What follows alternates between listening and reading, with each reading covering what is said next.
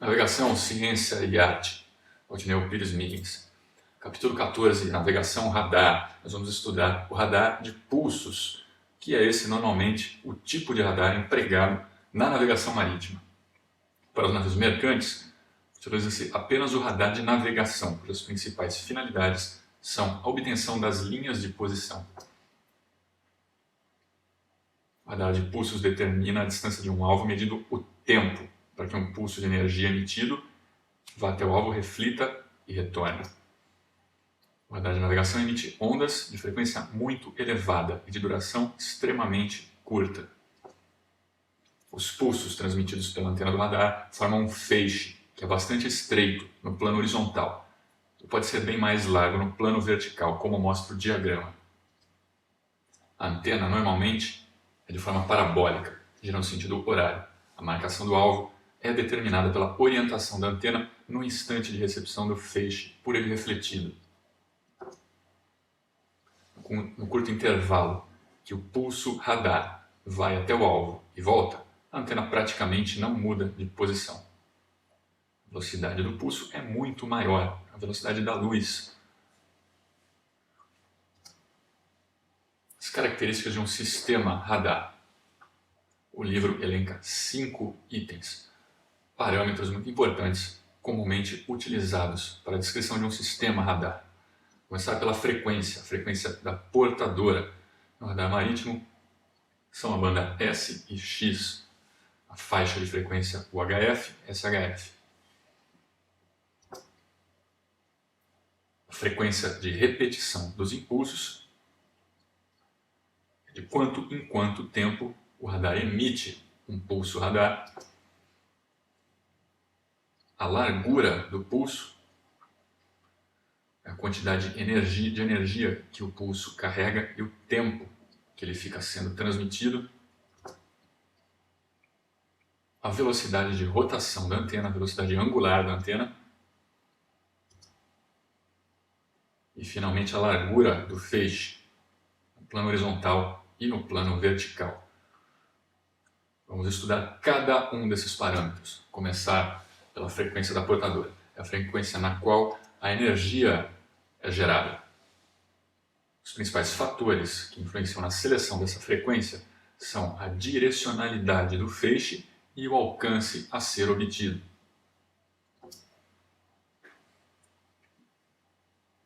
A frequência da portadora determina as dimensões físicas da antena do radar. Quanto maior a frequência, menor será o comprimento de onda e menor serão as dimensões da antena. O radar da banda S tem antena maior que o radar da banda X para a mesma potência, já que a banda S tem uma frequência menor e comprimento de onda maior. Para uma mesma potência, um radar operando em frequências mais baixas alcança distâncias maiores que um equipamento que utiliza a frequência mais alta. Os menores comprimentos de onda são mais absorvidos pelas partículas de ar e perdem rápido a sua energia. Portanto, tem menor alcance. Assim, quanto maior o alcance desejado, menor a frequência, maior o comprimento de onda e maior a antena requerida. No entanto, as frequências maiores apresentam uma melhor resolução de imagem, já que seus pequenos comprimentos de onda detectam detalhes e alvos menores. Para aplicações em que se exige uma imagem extremamente detalhada, como na navegação fluvial ou em instalações em que as dimensões da antena devam ser reduzidas ao mínimo, como nos aviões, utilizam-se comprimentos de onda ainda menores que a banda X, entre 0,9 e 1,25 centímetros, chamada banda Q. Nos radares da banda X, a imagem é mais detalhada que na banda S. No entanto, o alcance é menor e são mais afetados pelas condições meteorológicas de chuva, granizo, neve, etc., que absorvem a energia do sinal do pulso radar. Por causa das particularidades de cada faixa, os navios geralmente possuem 2 radares, um na banda X e outro na banda S. A frequência de repetição dos impulsos é o número de pulsos transmitidos por segundo. e deve ser deixado um intervalo de tempo suficiente entre dois pulsos sucessivos para que o eco de qualquer alvo localizado dentro do alcance possa retornar e ser recebido. Sendo assim, o alcance máximo do radar depende da sua frequência de repetição de impulsos. Tanto o alcance máximo também depende da potência do radar. Assumindo que potência suficiente seja irradiada, é possível aumentar o alcance do radar através da redução da frequência de repetição dos impulsos. Contudo, essa frequência deve ser alta o bastante para permitir que um número suficiente de pulsos atinja o alvo e retorne, possibilitando a detecção. O alvo tem que ser bombardeado por pulsos, não basta um. A persistência requerida para a imagem radar, isto é, a medida de tempo que a tela retém a imagem dos ecos, e a velocidade de rotação da antena, que determinam a mais baixa frequência de repetição dos impulsos que pode ser usada. Largura de pulso é a duração de cada pulso de energia transmitida, medida em microsegundos. Essa característica pode ser expressa também em termos da distância, quando então é denominada de comprimento do pulso. A largura de pulso determina a distância mínima na qual um alvo pode ser detectado. Se o alvo está tão próximo do transmissor que seu eco retorna para o receptor antes que a transmissão do pulso termine, a recepção do eco será mascarada pelo pulso emitido. A largura de pulso, entretanto, não pode ser muito reduzida. Os radares com largura de pulso maiores têm maior alcance, pois uma quantidade maior de energia é transmitida em cada pulso. Enquanto o alcance máximo de detecção é sacrificado, quando se usa a largura de pulso curta, são obtidas maior precisão em distância e melhor poder em discriminação em distância. No pulso curto é obtida uma melhor definição da imagem do alvo na tela radar. Assim, a precisão da distância medida é maior. O poder de discriminação em distância de um radar é definido como a menor distância entre dois alvos situados na mesma marcação, para que apareçam como imagens distintas na tela do radar.